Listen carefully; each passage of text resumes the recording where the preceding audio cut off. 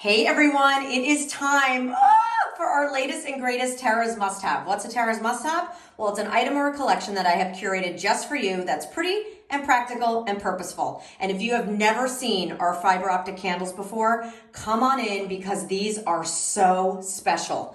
This is Buffetti. By the way, these are so limited. I only have one of each, but you're going to receive both. Look at the gorgeous cobweb detail. Look how we were able to strategically put the fiber optics in the bat's wings in the center of course, the cobweb. And then here's what I love about our fiber optic candles. The back is just that solid warm glow. So if you want the fiber optics one way, you can. If you want that warm glow on the back, you can do that as well. Completely customizable. You're going to receive a set of 2 in our Buffetti, and then come on over and check out, of course, our Winter Whimsy wrapped in our beautiful vintage bulbs. Look at that. We have our gingerbread. We have our penguin, of course. There's our sweet cardinal I do in honor of my dad. There, of course, coming around the back is Wimbley. We could never forget him.